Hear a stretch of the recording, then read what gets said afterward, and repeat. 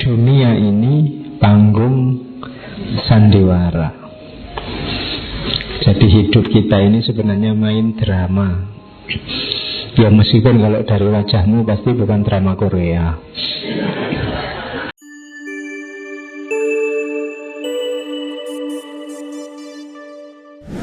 Bismillah. Assalamualaikum warahmatullahi wabarakatuh. Bismillahirrahmanirrahim. Alhamdulillahirabbil alamin. Wa bihi nasta'inu ala umurid dunya waddin. Allahumma shalli wa sallim wa barik ala habibina wa syafi'ina Sayyidina wa maulana Muhammadin wa ala alihi wa ashabihi wa man tabi'ahum bi ihsanin ila yaumiddin. Bismillah, kita lanjutkan ngaji kita. Malam hari ini suara saya agak besar ya. Enak bermantap. Agak pilek. Alhamdulillah masih bisa sakit. Berarti diperhatikan juga sama Allah. Dikasih sakit. Ada hadis yang menyatakan kalau orang itu begitu sakit, ada 4 malaikat yang datang. Yang pertama mengambil kekuatannya. Malaikat yang kedua melenyapkan lezatnya makanan dari mulutnya. Malaikat yang ketiga menghilangkan cahaya mukanya. Dan malaikat yang terakhir mengambil dosanya. Nanti kalau sudah sembuh, tenaganya dikembalikan lagi, cahaya mukanya dikembalikan lagi, lezatnya makanan dikembalikan lagi, tapi dosanya tidak. Jadi dosanya tetap diambil oleh malaikat terus dibuang. Alhamdulillah mengurangi dosa. Jadi saya dikasih sakit ini, alhamdulillah dosaku hilang sidik-sidik. Meskipun malam ini harus ngaji ya, sak nyampe-nyampe. Temanya mumpung permainan. Jadi Homo ludens, manusia sebagai makhluk yang bermain. Ini tema kelihatannya santai, tapi seperti tema-tema sebelumnya, hasrat untuk bermain itu sifatnya fitri, khususnya terhadap semua yang berhubungan dengan dunia. Nanti ada beberapa ayat yang secara tegas menyatakan bahwa dunia ini memang sifatnya adalah laibun walahun, humor dan main-main. Nah, manusia sebagai bagian dari dunia pasti punya karakter itu. Cuma nanti dalam analisisnya para filosof ternyata main-main itu tidak sekedar main-main, tapi dia juga serius, eksistensial, berhubungan dengan hakikat hidup kita. Nah, nanti kita lihat ya pelan-pelan seserius apa yang namanya permainan. Ya, oke. Kita awali dari quote ini. Quote ini kalau di Indonesia populer sekali, tapi bahasa Indonesianya all the world's a stage. Dunia ini panggung sandiwara. Jadi hidup kita ini sebenarnya main drama. Ya meskipun kalau dari wajahmu pasti bukan drama Korea. Iya, wajahmu Jawa ya main drama ini ketoprak lah ya, wayang wong ngono. Pasti bukan drama Korea. All the world's a stage itu dari naskah dramanya Shakespeare yang judulnya As You Like It. Kapan-kapan ya kita bahas Shakespeare di sesi Pujangga. Dulu pernah kita ngomong Pujangga, mungkin kapan-kapan kita ngomong lagi. And all the men and women merely players. Dan semua orang laki-laki dan perempuan itu sebenarnya hanya para pemain. Kita ini para pemain. They have their exit and their entrance. Kita itu ada masa keluar panggung, ada masa masuk ke panggung. And one man in his time plays many parts. Dan seseorang sesuai zamannya, sesuai waktu tampilnya dia di panggung, memainkan banyak babak. His acts being 7 ages. Dan acting kita itu kalau menurut analisisnya Shakespeare itu ada di 7 abad. Ya kayak main drama 7 babak.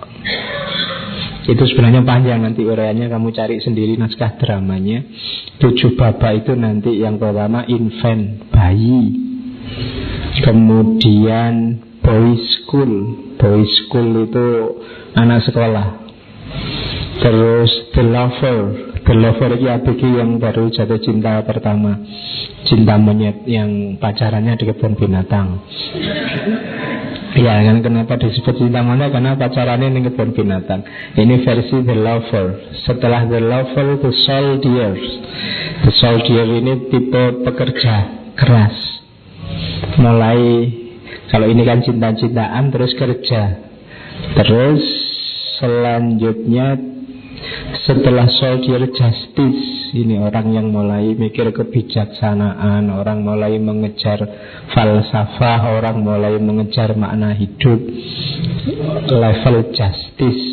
Setelah justice, the pantalon. Jadi pantalon itu bajunya orang tua itu yang sudah mulai menua. Jadi ini tapi sudah mapan, sudah matang. Dan sesi paling akhir adalah second jilid. Jadi anak-anak jilid 2. Sampai ke fase kayak bayi lagi. Giginya habis, kemudian penglihatannya mulai kabur, tenaganya mulai habis. Kayak bayi yang diranjang saja, nanti akhirnya juga diranjang saja. Ya kalau kamu pengen ngerti fase terakhirmu apa, pakai face up itu yang sekarang. Cuma kalau bayi lucu, tapi kalau kamu di face up kan jelek. Kamu takut sendiri lihat dirimu berapa puluh tahun yang akan datang. Jadi kita main di 7 age, 7 babak kehidupan kita. Itu versinya Shakespeare. Jadi kita hidup ini sebenarnya main drama. Dari acting ke acting. Mungkin malam ini kamu main sebagai jamaahnya ngaji, pendengarnya ngaji, jadi murid. Tapi begitu pulang ke kamar mungkin kamu ganti. Wow, saya sudah dapat materi nih. Yang gak berangkat tak ceramai, sini tak ceritain. Loh, castingnya ganti sekarang. Kamu tadi murid, sekarang jadi guru. Nah itu casting. Oke, jadi all the world's a stage. Dunia ini panggung sandiwara. Makanya tidak harus dianggap terlalu serius, tapi juga actingmu juga jangan main-main. Kalau kamu main-main nggak dapat piala citra nanti, nggak dapat Oscar. Syukur-syukur actingmu kelas dunia. Ngerti ini sidik-sidik kayak tadi, tapi bisa ceramah luar biasa tentang permainan, bisa dikembangkan luar biasa, berarti actingmu apik. Jadi kita ini sebenarnya dari acting ke acting. Di situ nanti kita belajar tentang bermain. Oke, kita awali ya dengan variabel-variabelnya playing. Jadi bermain itu ciri pertama adalah serius dalam ketidakseriusan. Begitu kan tadi saya bilang dunia ini panggung sandiwara, kan rasanya tidak serius, tapi kamu harus serius. Sepak bola itu main-main, itu kan tidak serius, cuma main aja kok. Kalau sekedar rebutan bola kan beli aja bola yang banyak, nggak usah rebutan. Tapi kan itu main-main, makanya direbut. Tapi kamu harus serius. Kalau tidak serius, ya kalah. Sama-sama actingnya kan jangan acting jadi orang yang kalah, jadi yang menang. Itu kan serius dalam ketidakseriusan. Yang kedua bebas, sukarela. Nanti ada uraiannya. Ciri main itu kan tidak bisa dipaksa. Tidak mau sepak bola kok dipaksa main sepak bola, sudah kacau, mesti tidak karu-karuan. Tidak mau catur kok dipaksa main catur, wes. Nanti harusnya langkahnya L jadi X. Wong yang tidak mau, biar permainannya rusak. Sukarela. Yang ketiga permainan itu biasanya tidak cukup jasmania. Jangan dikira permainan acting itu cuma aktivitas jasmania. Inteleknya juga main, imajinasinya juga main. Dulu kalian kecil sering main di luar macam-macam itu kan juga tidak cuma jasmania. Bahkan sekarang banyak permainan yang justru jasmaniahnya paling sedikit. Main lewat gadgetmu, lewat HPmu, itu kan jasmaniahnya paling sedikit. Yang olahraga cuma jarimu. Kamu cuma melungker di kamar, tapi ayo olahraga lari. Ini sudah lari nih pak, sudah waduh wae. Yang gerak cuma jempolmu, jasmanianya dikit, intelek, imajinasinya main. Tapi kalau permainan anak-anak zaman dulu kan jasmaninya banyak. Sekarang mungkin sudah jarang anak-anak malam-malam main di luar, itu kan tidak ada. Yang di luar malah yang tua-tua. Nah ya kan, yang anak-anak itu dulu ada terang bulan itu pada keluar main. Sekarang kan tidak nunggu bulan, kan sudah terang di luar itu. Tapi anak-anak sudah tidak ada yang main di luar, sudah pegang gadgetnya sendiri-sendiri. Itu playing. Kemudian efek menyenangkan. Orang main itu kan mesti senang. Makanya kalau hidup ini panggung sandiwara, rugi kalau kamu sumpek. Wong main itu yang dicari kan efek menyenangkannya. Bahagialah kamu main catur, main sepak bola, main petak umpet, main opo wes kan itu nyari seneng. Maka orang itu bermain untuk mencari seneng.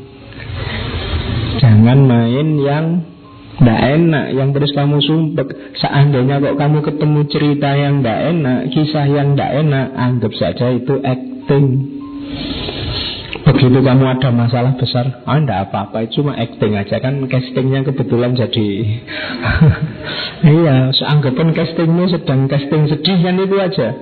Bang, ini permainan, dia lagi casting seneng. Kalau ada kamu pas tidak punya duit sama sekali, temenmu uang banyak, enggak, ini castingnya aja. Ini cuma sandiwara, biar kamu nggak terlalu sumpek. Nah, itu ada efek menyenangkan dalam hidup, dalam permainan itu. Kemudian yang terakhir, prosesnya yang bisa dinikmati. Sepak bola itu kalau kamu hanya lihat hasilnya kan tidak seru. Yang seru itu mainnya. Berapa tadi malam?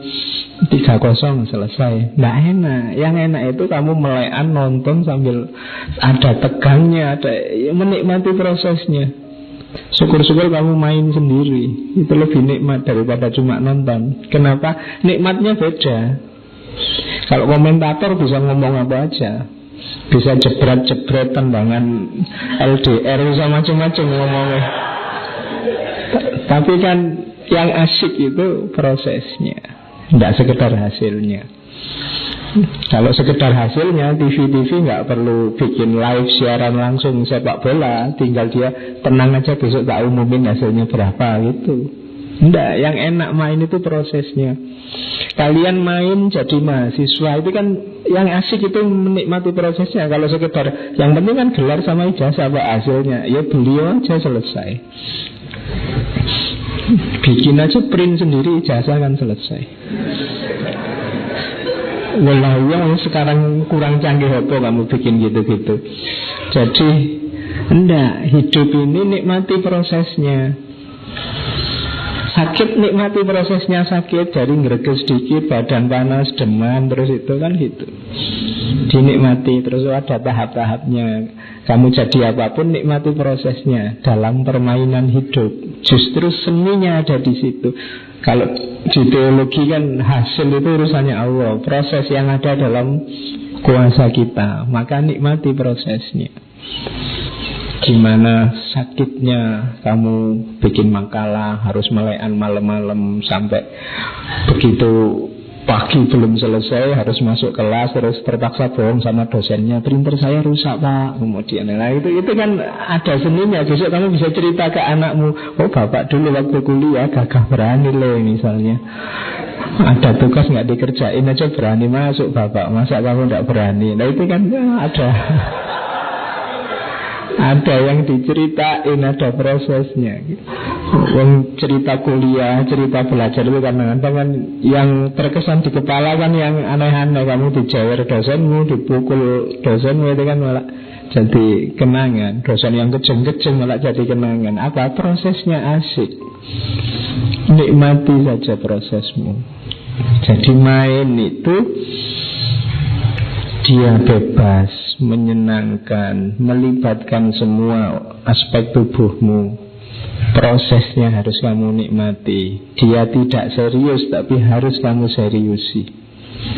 Itulah play, permainan.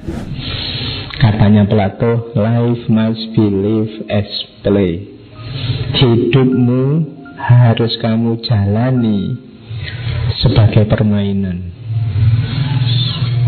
Bahkan katanya Plato, you can discover more about a person in an hour of play than in a year conversation. Katanya Plato, engkau bisa menemukan seseorang, wataknya, cirinya, karakternya in an hour of play. Dalam waktu 1 jam kamu bermain bareng itu ya terlibat bersama, dibandingkan hanya ngobrol meskipun itu 1 tahun.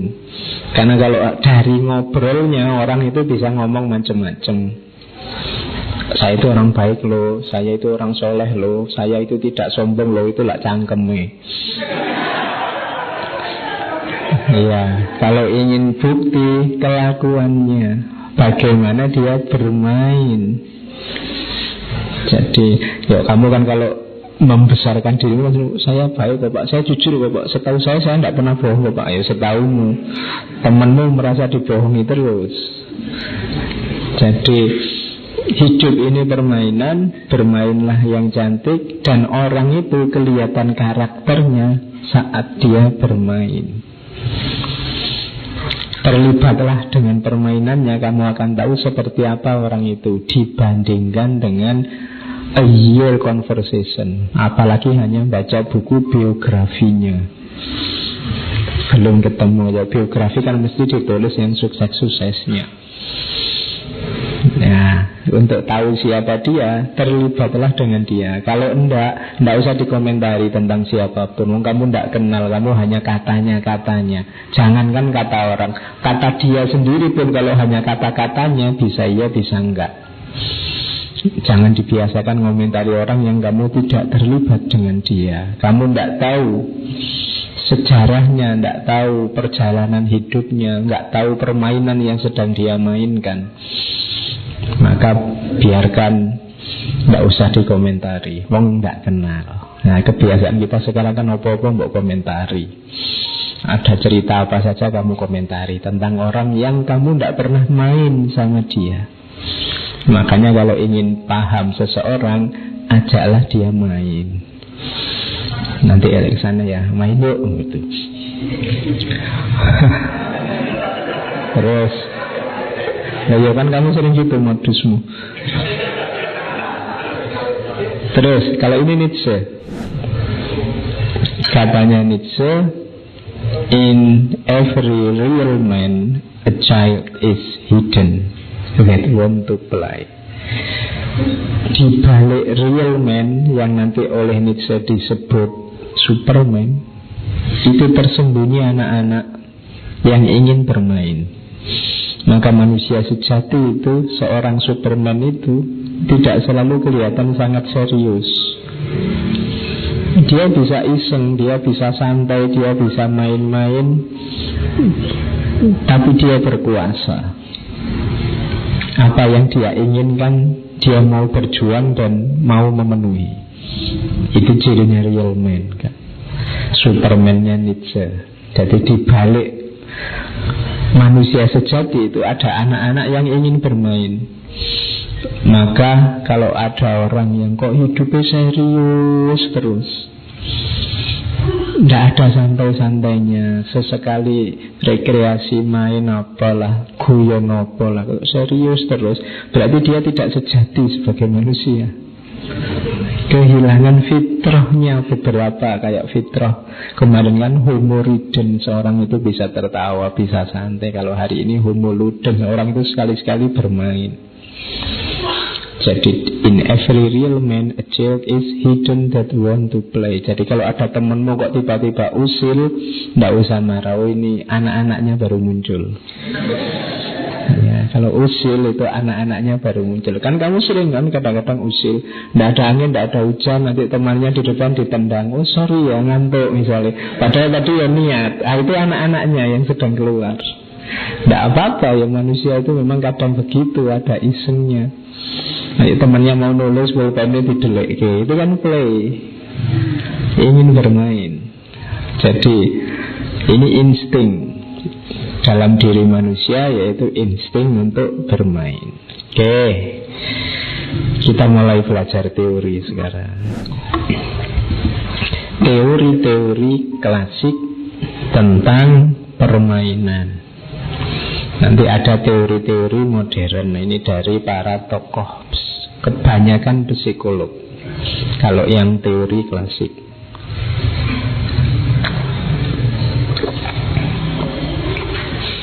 yang pertama ada teori dari Spencer.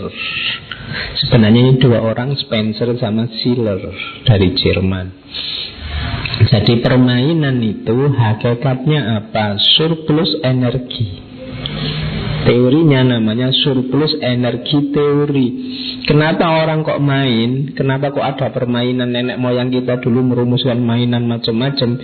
Itu karena energi lebih, butuh pelampiasan. Kayak kamu tadi ngapain meneng-meneng kok temenmu kok tendang itu? Oh, surplus energi dia. Jadi energinya banyak, dia ini ngapain ya enaknya itu. Jadi kalau ada temenmu kok tanya, ini ngapain enaknya, jawabannya kok jangan, kalau gitu kita belajar aja lah. Mesti enggak, itu maunya dia pengen bermain. Jadi sesuatu yang mungkin penting tapi jangan yang terlalu serius. Permainan itu muncul karena ada surplus energi. Malam-malam masih belum waktunya tidur, tidak ngerti apa. Terus zaman dulu anak-anak bikin permainan apa, nanti pulang sekolah di kebun bikin permainan apa. Kenapa? Surplus energi. Ya kalau ini sebenarnya mudah dipahami ya. Kalau orang sudah capek, tidak punya energi, ya ngapain? Diam-diam main sepak bola yuk ya kalau capek. Tidak mungkin dia mau sepak bola. Jadi teori paling awal kenapa manusia itu bermain, karena energinya lebih. Cara paling gampang nolak orang berarti kalau kamu diajak main tidak mau, jawab saja energiku habis. Betul ya. Kalau mau ngajak aku main, traktir dulu biar energinya balik. Kalau langsung main tidak kuat aku, kan gitu. Itu pakai teori surplus energi. Yang kedua, kalau ini di mana-mana dikenal ya, rekreatif teori Lazarus. Katanya Lazarus, ya main itu dalam rangka relax, rekreasi. Hidup itu ya tidak cuma isi, kadang-kadang juga kosong. Kalau pakai teorinya Demokritus itu kan alam ini tersusun dari atom dan kekosongan, atom dan kekosongan kan gitu. Hidup juga begitu, dia sempurna kalau ada seriusnya, ada santainya, ada kerja kerasnya, ada istirahatnya. Minggu lalu kan diajarkan itu, ya serius ya kadang-kadang humor. Kalau humor terus, hidupmu ya tidak karu-karuan. Serius terus, ya kacau. Jadi lengkap. Nah, permainan ini bagian rekreatifnya. Kok kamu tiba-tiba merasa jenuh luar biasa, cari permainan. Kalau kamu kok misalnya HP-mu kok dipakai ngaji terus, wah saya kok capek pak ngaji terus, ya sekali-sekali game. Jangan dibalik, main game terus capek pak, ya sekali-sekali ngaji. Ya. Jadi rekreatif itu komplementernya, pasangannya serius. Jadi permainan itu, anak-anak itu karena sejak pagi sudah serius di sekolah, begitu pulang dia butuh main, rekreatif. Jangan pagi sekolah, siang les, malamnya ngaji, kemudian habis tenaganya, dia tidak menikmati hidupnya, serius terus. Jadi harus ada faktor rekreatifnya. Meskipun juga jangan rekreasi terus, jalan-jalan orang itu butuh piknik, iya, tapi jangan piknik terus. Duitnya siapa dipakai piknik terus? Kan harus cari kerja juga untuk jalan-jalan buat pikniknya. Nah itu rekreatif teori. Yang punya teori Lazarus. Yang nomor 3, kalau ini Karl Gross. Ini lebih serius teorinya. Karl Gross namanya anticipatory theory. Semua jenis permainan, katanya Gross, itu sifatnya adalah menanamkan skill tertentu secara menyenangkan, yang ini nanti dibutuhkan untuk masa depan. Anak-anak itu bermain, ini sebenarnya ada hikmahnya kalau bahasanya filsafat, ada manfaatnya. Di balik permainan itu ada skill-skill, mungkin fisik, mungkin mental, yang diperlukan untuk masa depannya. Ada permainan catur misalnya, itu kan latihan mikir, latihan strategi. Besok di masa depan kita butuh itu. Itu namanya anticipatory theory. Ada permainan sepak bola, ini latihan, siapa ngerti besok kita butuh nendang siapa gitu di masa depan. Jadi setiap yang kita lakukan sekarang dalam bentuk permainan itu sebenarnya melatih skill tertentu yang kita butuhkan besok di masa depan. Misalnya ada main apa wis zaman kecil dulu, main petak umpet sembunyi-sembunyian. Yang satu jadi polisi, yang satu jadi maling. Ya mungkin itu latihan, siapa tahu besok jadi polisi beneran. Ya, itu anticipatory teori. Jadi ada rahasianya. Skill itu yang ditanamkan, kalau ditanamkan tidak secara serius, tekankan bisa lebih masuk. Kadang-kadang kamu punya skill apa gitu, waktu kecilnya main kelereng gitu kan, sobat ngerti besok kamu jadi pejabat butuh main golf. Loh itu kan rumusnya sama tuh, memasukkan ke lubang kan itu aja. Loh itu kamu sudah dilatih, jadi besok kalau kamu jadi pejabat diajak golf, santai aja. Waktu kecil saya sering main kelereng. Jadi itu anticipatory teori. Yang terakhir, di dunia klasik ada teori rekapitulasi. Jadi recapitulation theory, yang punya teori Stanley Hall. Kalau ini kebalikannya.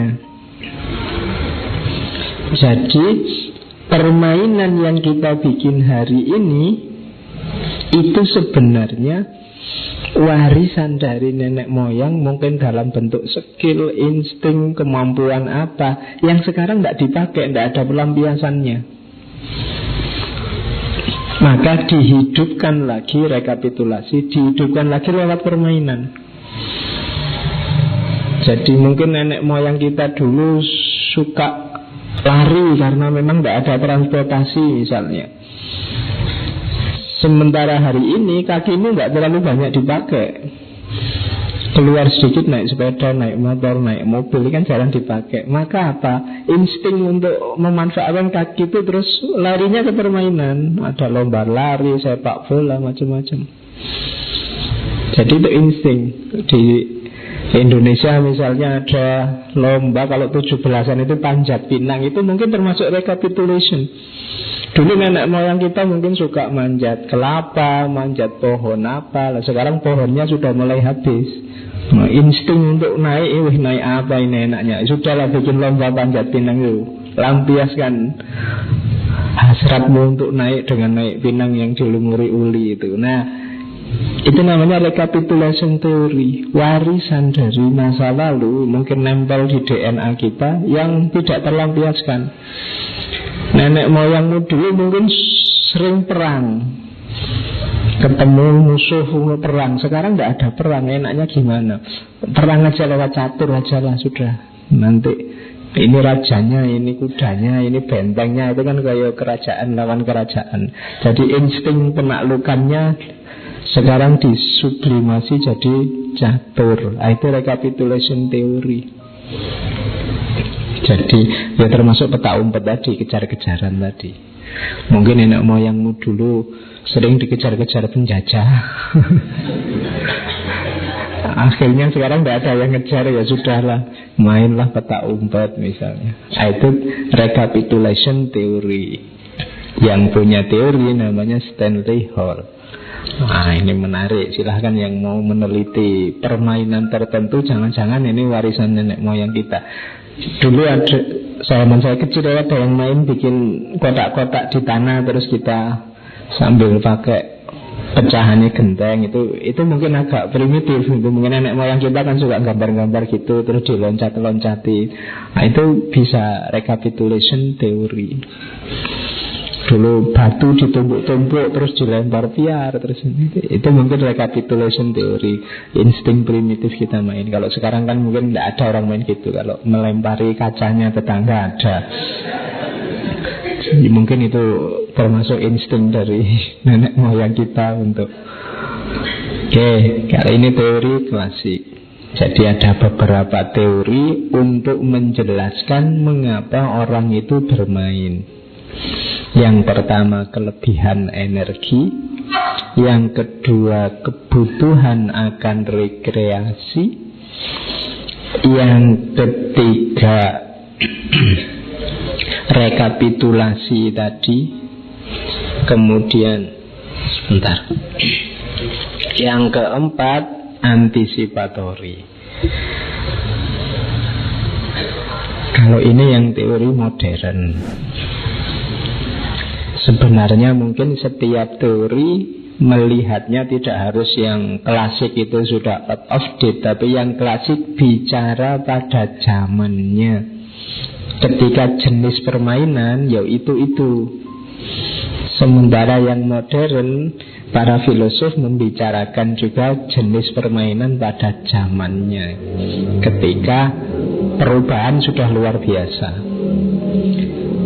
Yang terkenal pertama di dunia modern permainan itu dari psikoanalisis. Katanya para filosof psikoanalisis, permainan adalah media untuk melepaskan emosi-emosi dalam diri dan mengatasi pengalaman traumatik. Jadi kalau banyak emosimu terpendam yang negatif itu kan merusak hidupmu. Kalau ingin melampiaskan, cari permainan. Jadi bikin permainan yang hasrat dalam jiwamu terpenuhi. Kalau misalnya kamu saking panasnya pengen maki-maki orang, ya daripada ini tidak terlampiaskan, ikut aja lomba debat misalnya. Itu kan kamu bisa ngeritik sak kapoke kan, tidak ada berani orang marah-marah kamu. Loh, ini cuma lomba kok.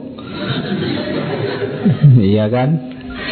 Kalah juga tidak apa-apa, yang penting puas kamu bisa maki-maki. Itu contoh bahwa permainan itu katarsis. Jadi dia untuk menyelamatkan biar tidak meledak dirimu ini. Ada banyak problem, banyak masalah, mainlah. Jadi kalau kamu misalnya pengen mukuli orang, ya sudah, olahraga aja tinju. Ini kamu bisa bebas mukuli orang. Kalau kamu pengen nendangi orang, ya sepak bola boleh.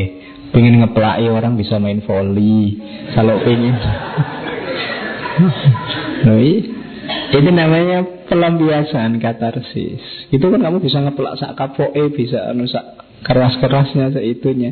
Nah itu katanya orang psikoanalisis itu menguntungkan secara psikologis. Jadi ada jalan untuk melampiaskan yang terpendam dalam dirimu.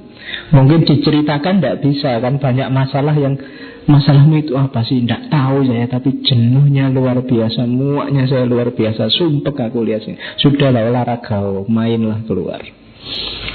Cari pelampiasan apa sampai kamu keringetan, sampai capek, energimu habis, biasanya terus lega. Nah itu teori psikoanalisis. Yang kedua, teori kognitif. Kalau ini sangat psikologi, katanya kognitif ya main itu sebenarnya mengikuti perkembangan usia. Di setiap anak, setiap manusia itu di tahap-tahap usianya ada permainan-permainan sendiri. Jadi teorinya itu, yang ini jangan dilewatkan. Kalau dilewatkan nanti perkembangannya jadi tidak normal. Anak kecil waktunya main bola kecil ya kasih bola kecil, biarkan dia main dengan bola kecil. Jangan masih kecil terus dipaksa harus profesional kayak Ronaldo, kayak Messi. Kasihan dia. Biarkan dia asik di levelnya. Nanti semakin besar sedikit mungkin mainnya beda lagi, semakin besar lagi beda lagi, beda lagi. Ini teori kognitif. Sekarang kan orang terus kecenderungannya sama mainnya, semuanya Mobile Legend. Mulai SD, SMP, mahasiswa sampai yang tua mainnya podo PUBG, Mobile Legend. Itu enggak level, harusnya level. Yang kecil itu main apa dulu, yang besar main apa dulu, yang itu loh. Jadi biar mengikuti perkembangan, itu secara kognitif. Ya kayak nonton film, kalau kamu dulu kecil sukanya Doraemon dari Jepang, sekarang mungkin sudah besar film Jepang yang lain yang kamu suka. Loh.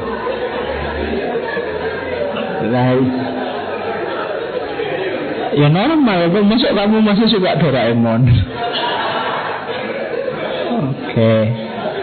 Kok banyak yang ketawa, berarti langganan semua. Terus itu perkembangan kognitif. Jadi butuh permainan yang berbeda sesuai levelnya, dan ini harus diikuti sebagai manusia yang normal. Terus yang ketiga, permainan itu masuk teori belajar sosial.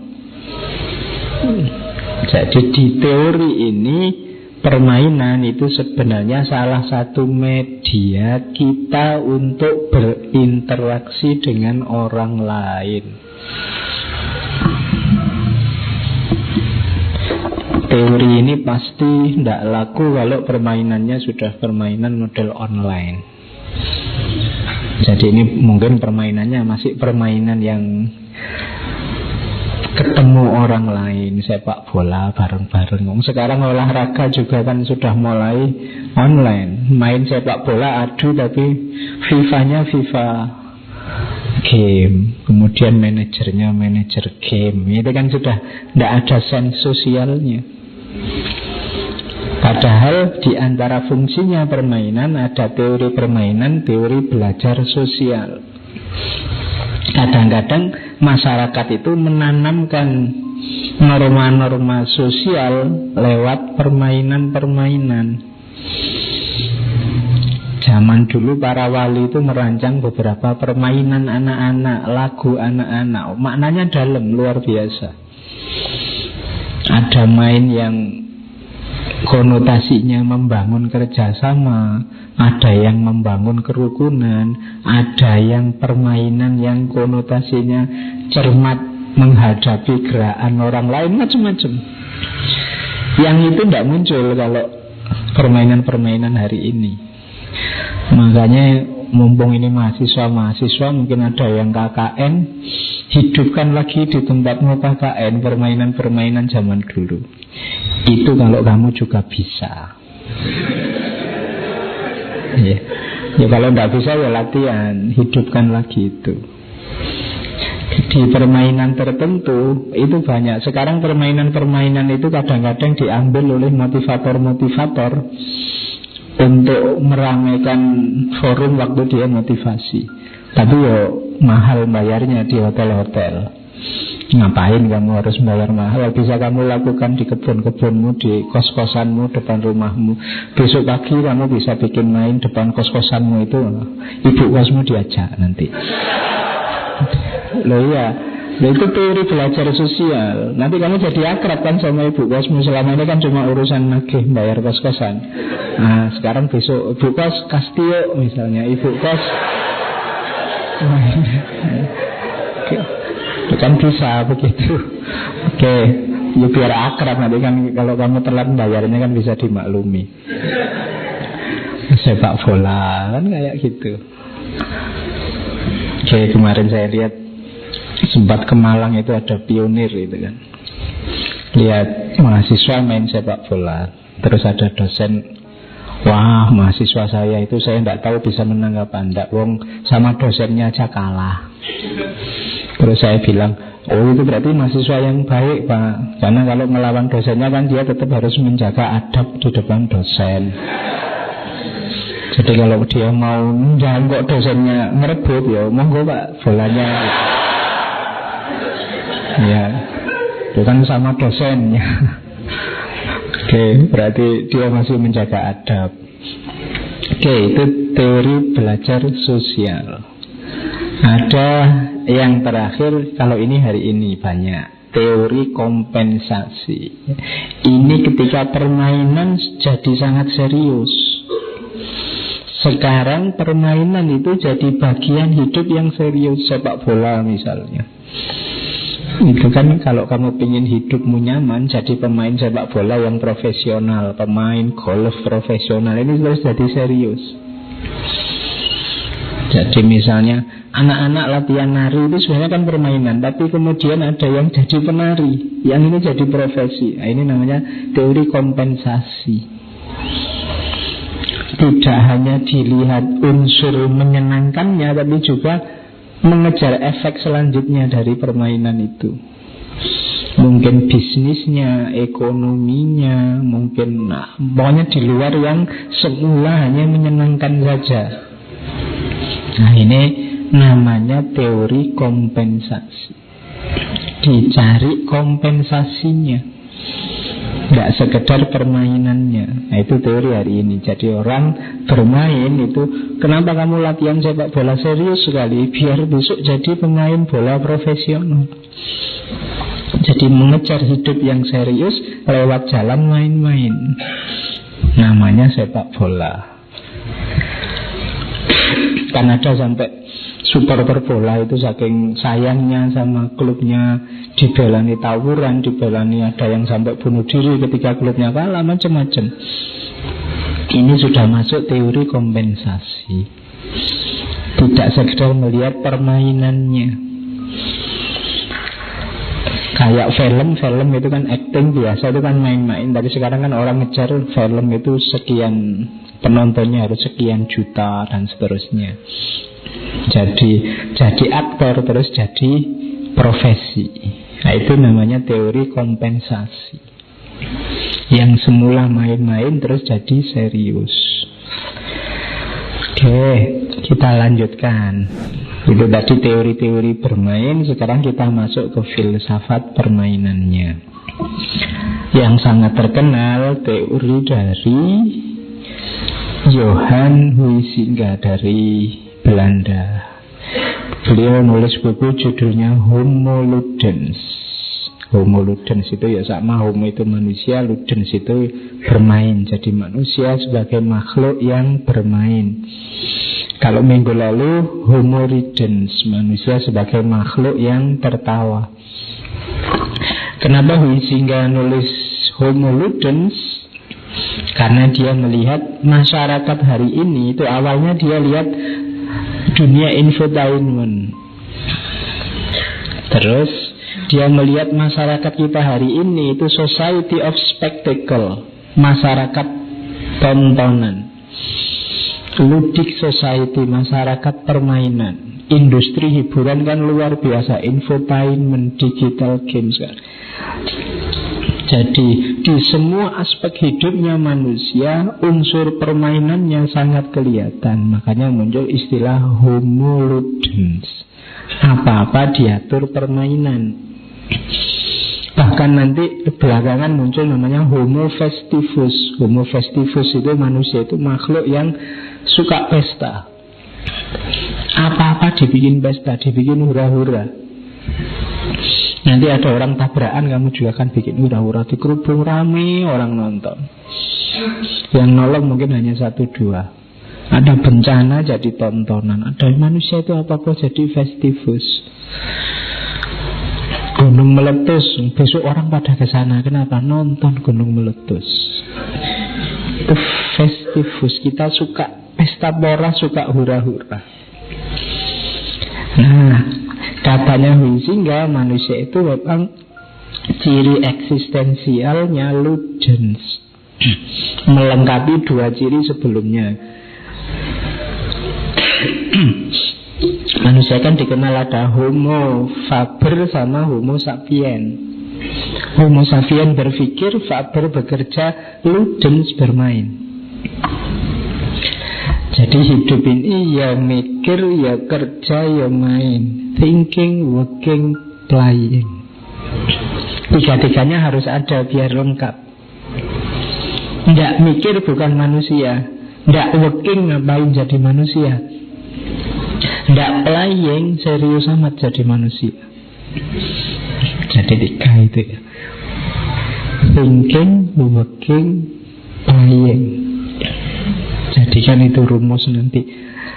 Jadi kamu bisa memedomani hari ini aku sudah mikir apa belum, sudah working apa belum, sudah playing apa belum. Jangan-jangan hari ini saya masih hanya playing saja Pak, workingnya belum. Saya sudah thinking Pak, tapi workingnya nanti. Nah itu silahkan kamu cermati dirimu. Katanya Huizinga, manusia itu ya working, ya thinking, ya playing. Itulah teori homo ludens. Hakikatnya apa? Itu hakikat kebenaran menurut Huizinga.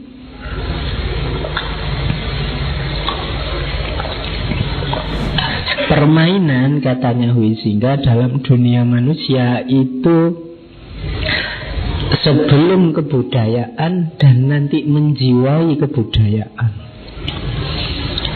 Budaya yang dibangun oleh manusia, katanya Huizinga, semuanya berkarakter ludik. Ludik itu permainan. Budaya itu kan hasil cipta rasa karsanya manusia. Pasti ada ludiknya, ada permainannya. Apa? Semuanya. Bangku ini, flash di sini, laptop, mikrofon, itu kan ada karyanya manusia semua. Nuansa permainannya kan kelihatan. Kenapa panjangnya dibikin sekian, kemudian aturan mainnya bagaimana, kok ini besar sekali, yang ini nggak dibikin besar juga. Itu pasti ada logika-logika imajinatifnya, logika permainannya.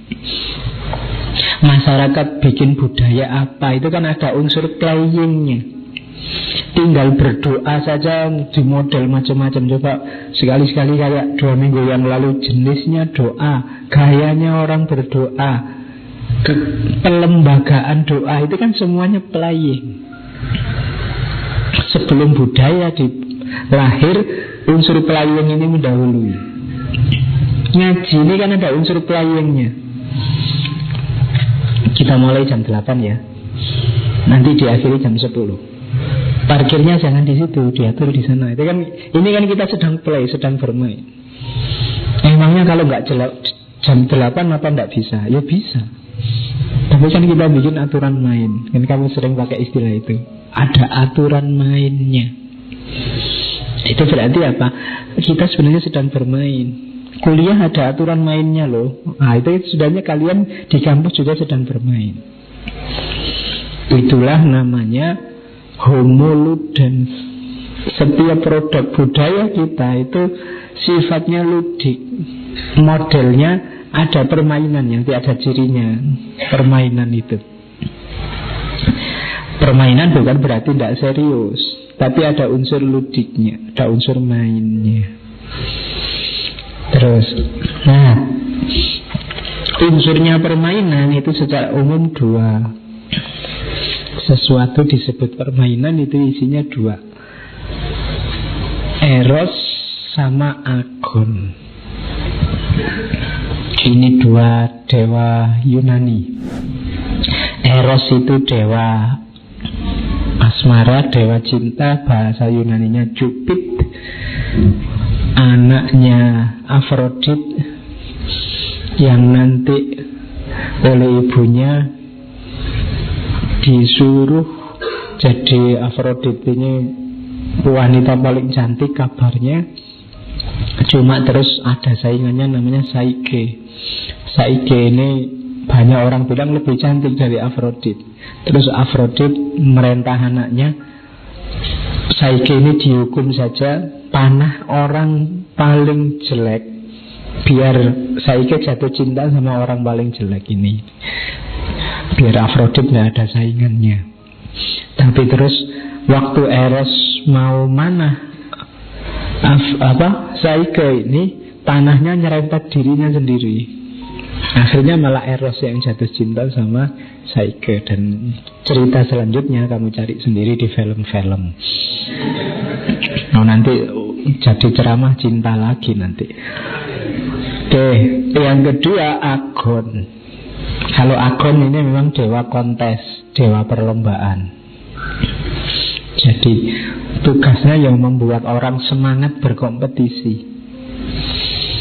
Kalau kamu mulai males-malesan, tidak kompetitif, nah kamu perlu ngasih sajen dewa Agon. Itu kalau orang Yunani. Jadi, nah permainan itu mix antara Agon sama Eros, menyenangkan, membuat orang suka, cinta, nek basa Jawa ini demenake, plus Agon, semangat. Bermain itu kan gitu, kamu seneng dan semangat. Kok permainan tidak ada senengnya, tidak ada semangatnya, itu berarti belum permainan. Kamu pasti tidak sukarela menjalankannya. Jadi permainan itu harus ada unsur Eros sama Agon. Baru di situ ada ludik.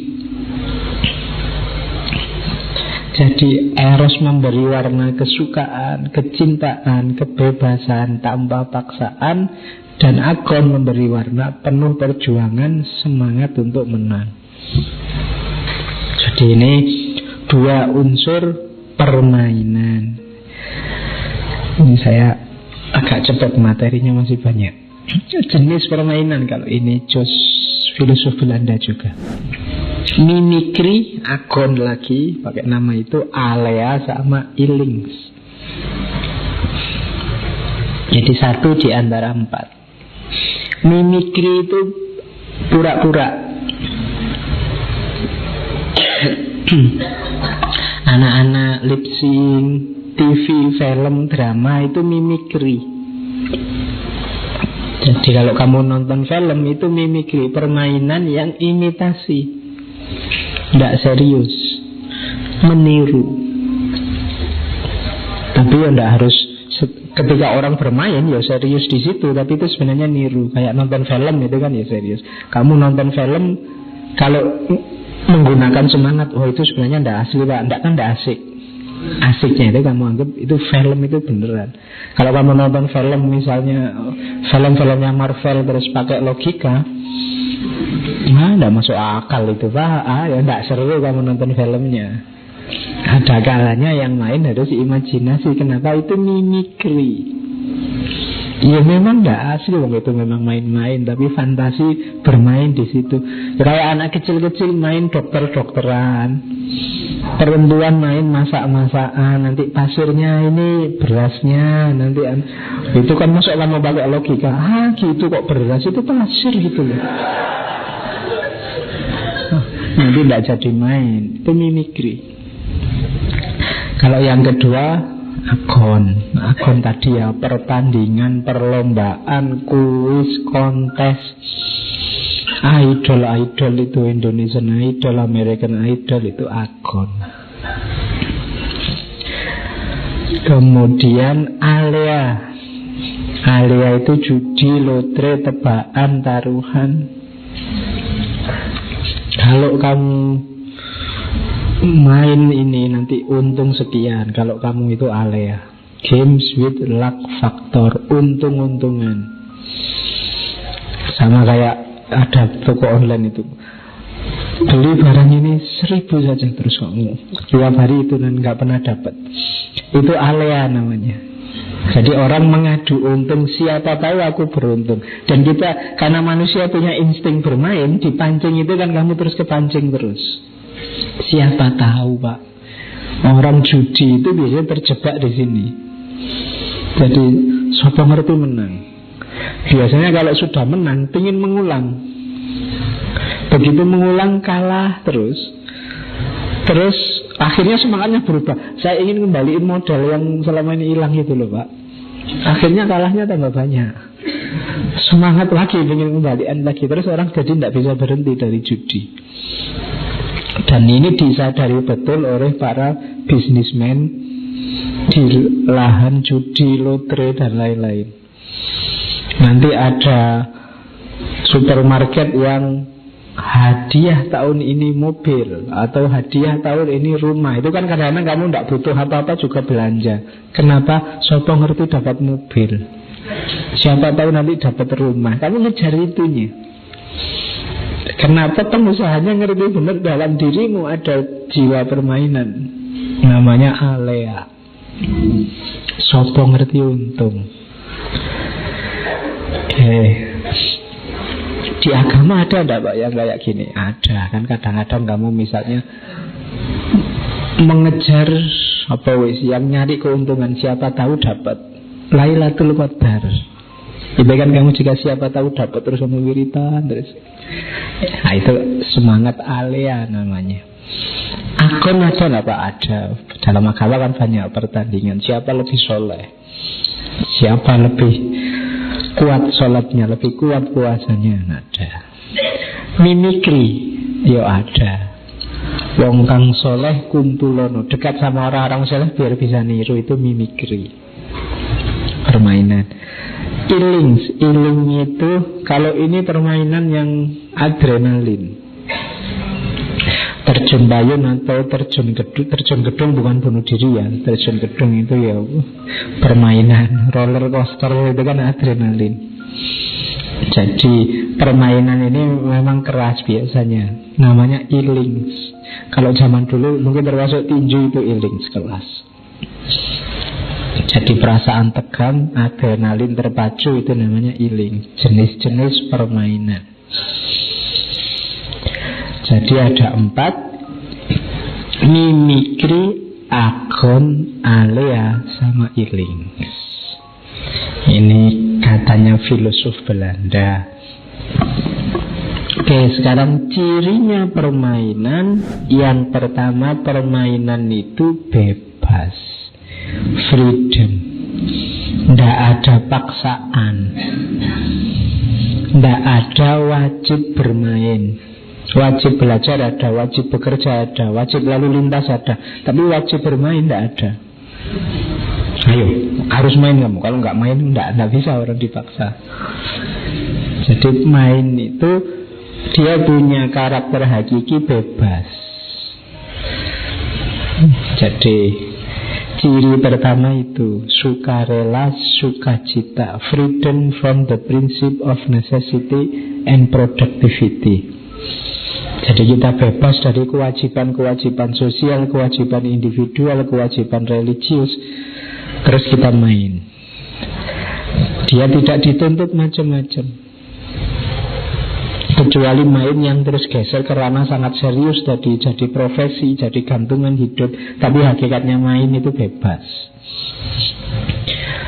Aturannya sih ini, tapi kadang-kadang kan orang alam main kita bikin aja, kita sepakati hal yang baru, bisa disepakati ulang. Kamu main catur kok ini buahnya hilang satu, rajanya kok hilang, sudah diganti aja potongannya sandal, ini raja pokoknya. Itu kan bisa permainan itu begitu. Kamu main bulu tangkis raketnya ndak ada, ya sudahlah, ini entong dari belakang itu bisa lah dipakai untuk main bulu tangkis. Zaman kecil bisa begitu. Jadi bebas, ndak ada. Lo kok pakai entong, bid'ah itu ndak boleh. Nggak bisa. Kalau dalam permainan santai aja, ndak apa-apa. Karena dia bebas. Terus cirinya yang kedua, not real. Jadi rata-rata permainan itu kayak mimikri tadi, paling jelas menunjukkan dia bukan ordinary life. Itu main itu lebih banyak dunia seakan-akan, dunia as if. Di situ tadi saya ilustrasikan ya, anak-anak main warung-warungan, pasir jadi beras, lumpur jadi kue, rumput jadi sayur, batu jadi buah. Ini kan not real. Jadi antara as is dengan as if. Jadi seolah-olah. Jadi itu bukan dunia nyata. Kayak sepak bola itu kan ya bukan, sebenarnya not real. Klubmu kalah bukan berarti kan hidupmu kalah. Ya biasa saja, klub kalah besok bisa menang. Kalau kalah terus ya besok bisa menang. Kok masih kalah lagi? Besok siapa tahu bisa menang. Dunia permainan, kadang-kadang yang dianggap kalah tiba-tiba menang. Dan not real. Tidak apa-apa, sepak bola itu not real. Di situ saya ilustrasikan dunia as if itu misalnya tahun berapa itu, waktu Yunani. Waktu Yunani menang sepak bola Piala Eropa, itu orang Yunani senangnya luar biasa. Pemain-pemain ini bahkan dianggap bukan manusia lagi, kayak dewa wisan. Oh, itu ngalah-ngalahi dewa, dipuja-puja, dipuji-puji kayak dewa. Nah, diperlakukan kayak dewa ini kan as if namanya. Di dunia sosial kan banyak as if. Mungkin kamu mengidolakan ustadz siapa, mengidolakan tokoh siapa, itu kan kamu puja, kamu puji. Di HP-mu gambar dia di mana-mana tentang dia, itu as if. Suka drama Korea apa, kemudian kamu, itu as if. Seolah-olah drama itu penting sekali buat hidupmu, itu as if. Telat satu seri saja kamu bentuknya luar biasa, itu as if. Not real, bukan ordinary life. Itulah cirinya permainan. Oke. Jadi katanya Walter Benjamin, kecenderungan untuk beralih dari as is ke dunia as if, itulah kecenderungan mimikri, kecenderungan meniru, membayangkan, menghayati apa yang kita rindukan seakan-akan sudah atau segera terjadi. Ketika mental kita ini berarti kita sedang di dunia permainan.